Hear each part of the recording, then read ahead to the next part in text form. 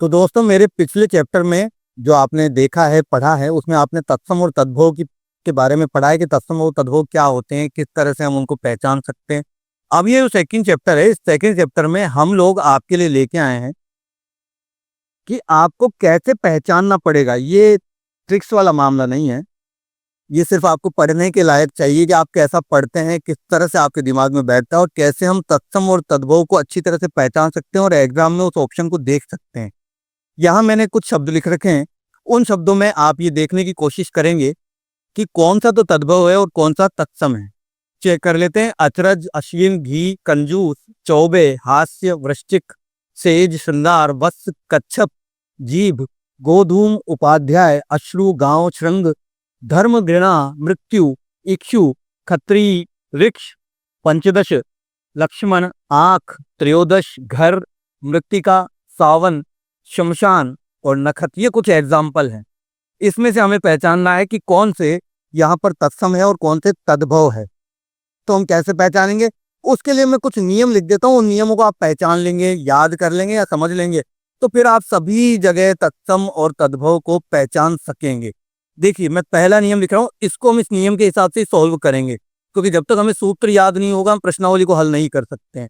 5 या 6 सूत्र हैं, उन्हें आप देख लीजिए। ठीक है, पहला सूत्र मैं यहाँ लिख रहा हूं। पहला सूत्र आपके सामने देखिए, जो तत्सम शब्द होंगे उनमें श, स, श, ये तीनों याद रखें आप। ठीक है, त्र और य, 1 2 3 4 एंड 5। ठीक है, और एक श्र। तत्सम शब्द में यह वर्ण प्राय प्रयुक्त होते हैं।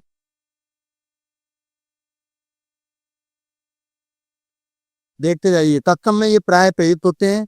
नंबर दो का जो नियम लिखने जा रहा हूं मैं, कि तत्सम शब्दों की पहचान क्या है, कि उसमें प्राय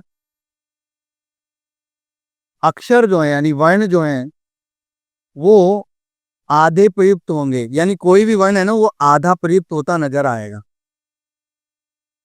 आधा प्रयुक्त होता नजर आएगा। बस आप नियम देखते हैं, उसके हिसाब से सॉल्व करेंगे। ठीक है, तीसरा नियम है, चंद्र बिंदु जहां भी लगा दिखाई दे, अक्सर अधिकतर 99% वहां तत्सम होगा। जहां चंद्र बिंदु लगाई दिखाई दिए लगा हुआ, तो वहां तत्सम होगा, बिल्कुल ही होगा।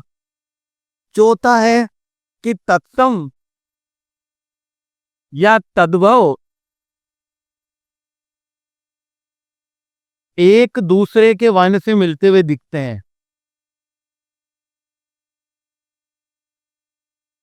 मिलते जुलते दिखेंगे। जल्दी जल्दी लिख रहा हूं ताकि आपका टाइम भी वेस्ट ना हो।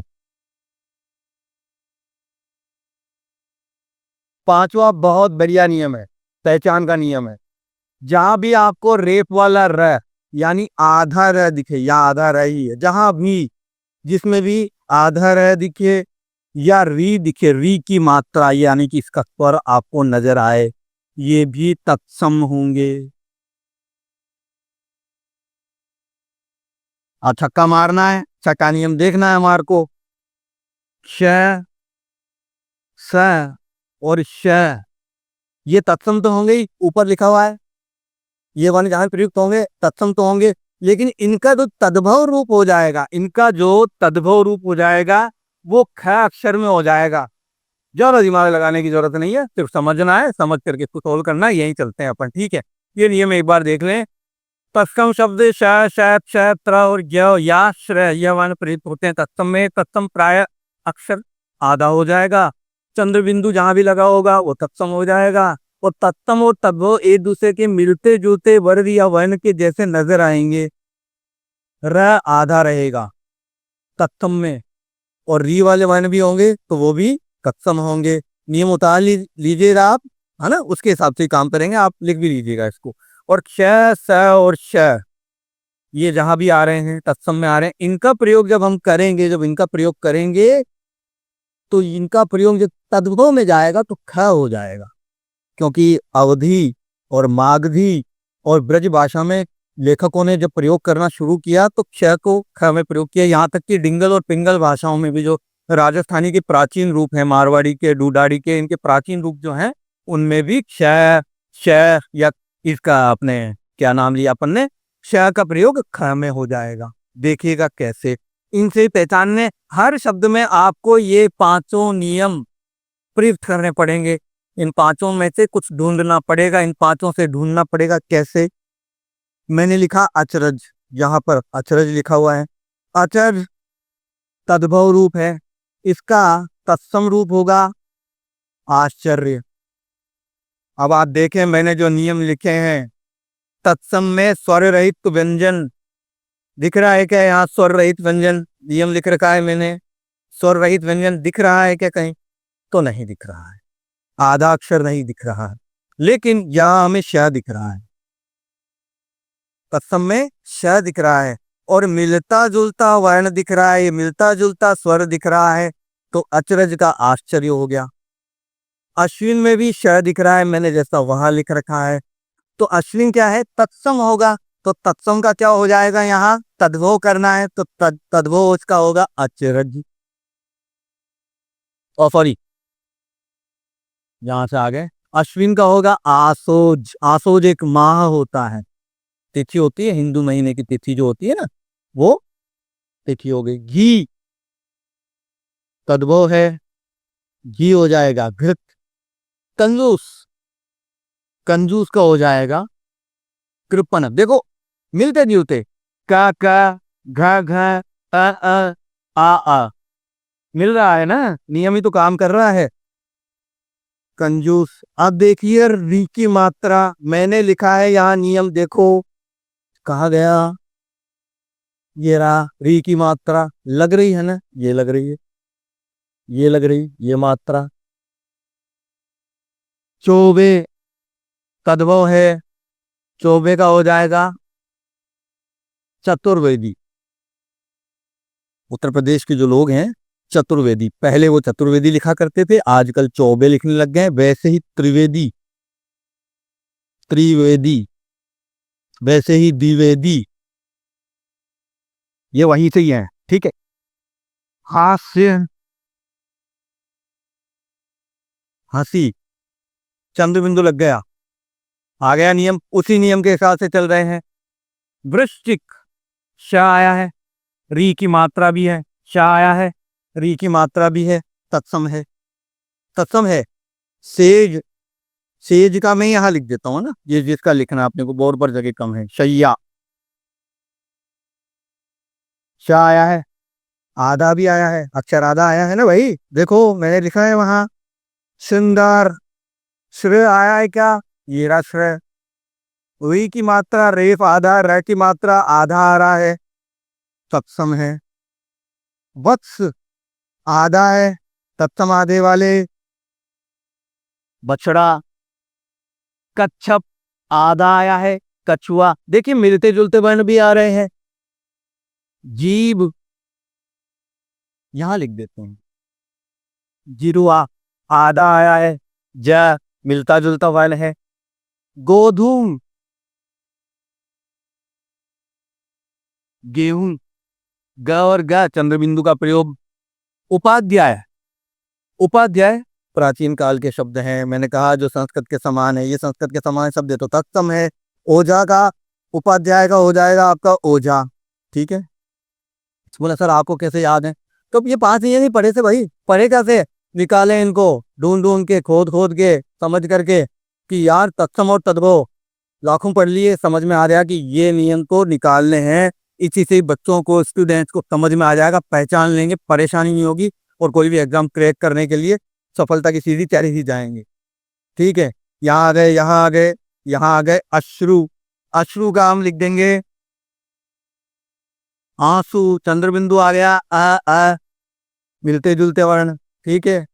गांव, यहां चंद्रबिंदु है, तो मैंने कहा था प्रायः, ये तद्भव है, ये तद्भव है, हर जगह ट्रिक काम नहीं करती है, ये तद्भव है। इसका जो तत्सम होगा वो होगा ग्राम, लेकिन मैंने जो नियम लिखे हैं उस नियम से जरूर काम कर रहा है इसमें। र आधा, रेफ वाला आधा र जहां दिखे वहां तत्सम होगा। ठीक है, याद है श्रृंग श्रा आ रहा है, री की मात्रा आ रही है, तत्सम है। श्रृंग कहेंगे सींग को।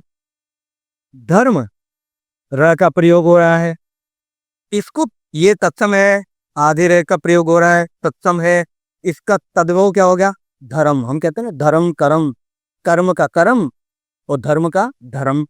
घृणा आधारी आ रहा है कि नहीं आ रहा है? घृणा हम कहेंगे घिन, मुझे घृणा होती है, मुझे घिन आती है। मृत्यु आधा अक्षर, एक ही मात्रा और समान मिलता जुलता, सब में समान मिलता जुलता होगा ही प्राय है।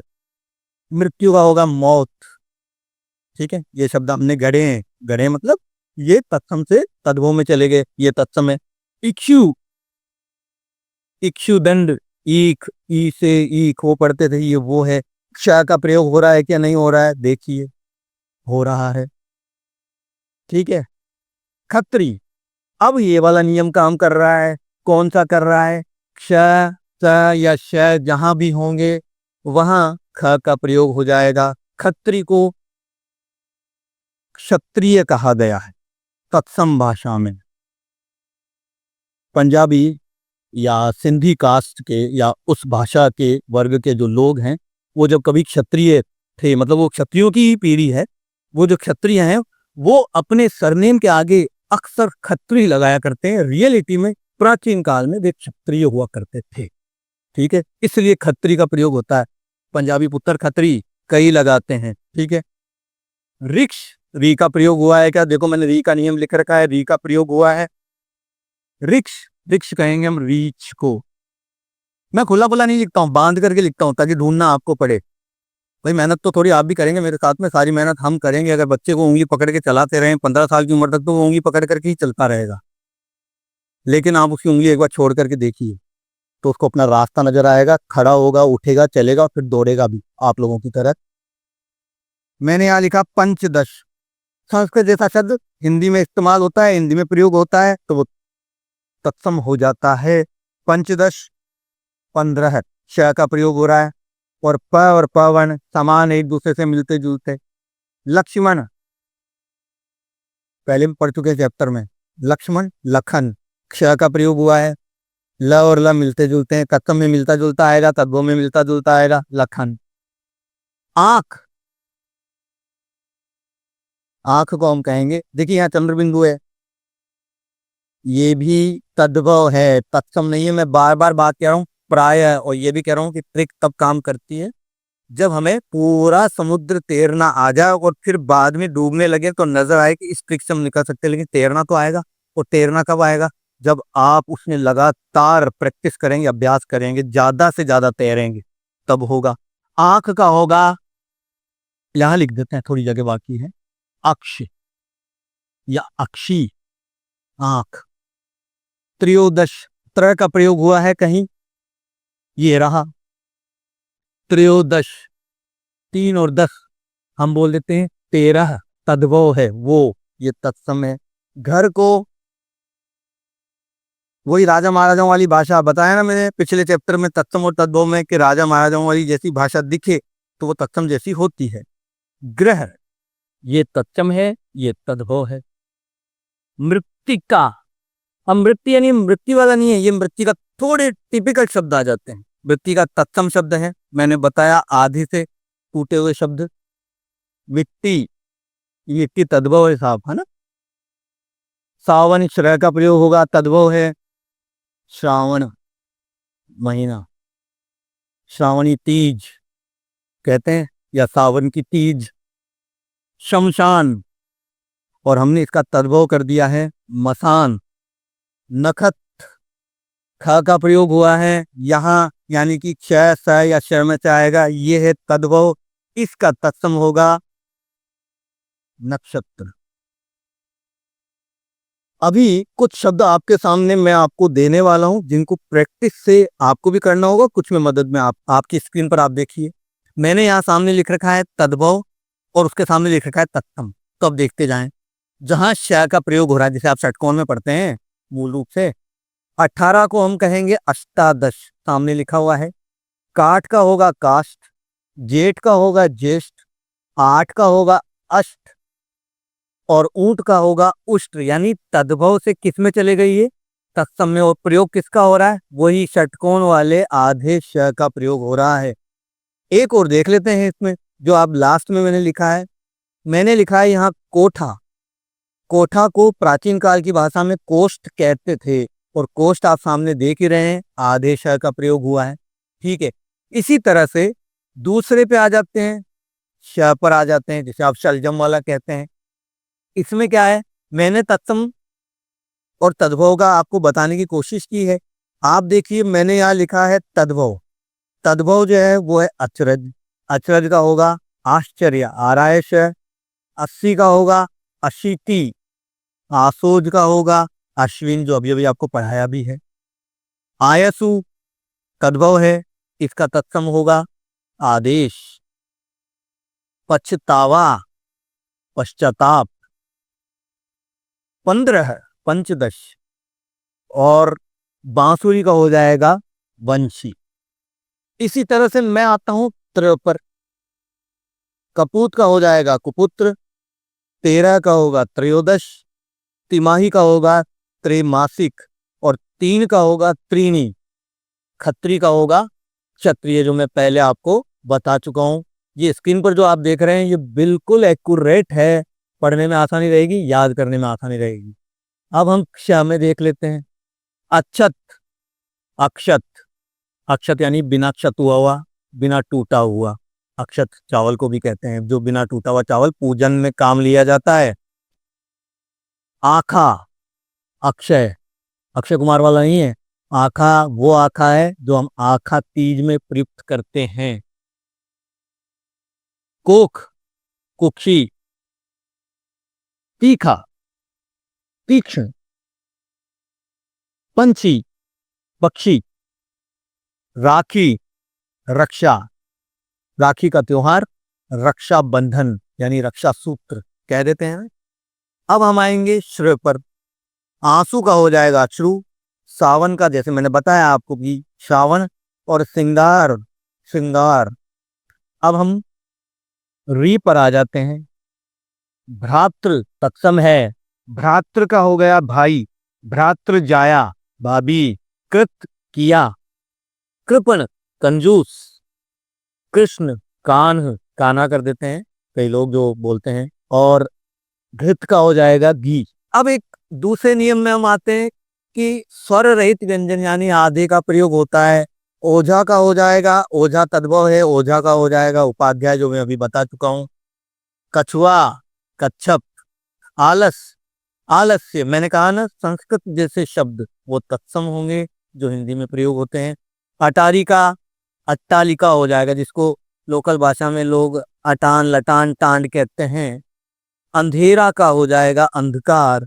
आग का हो जाएगा अग्नि, और धान का हो जाएगा धान्य। किसान पुत्र तो समझते होंगे, किसान भी समझते हैं। अब हम तीसरे नियम पर आ जाते हैं, जो आपकी स्क्रीन पर फिर से लिख रखा है। इसमें मैंने आपको बताया था मिलते जुलते वर्णों का प्रयोग होता है। बनिया का हो जाएगा वणिक। बरसात का हो जाएगा वर्षा। बारात का हो जाएगा वर यात्रा, वही तो है वो। ब्याह का हो जाएगा विवाह।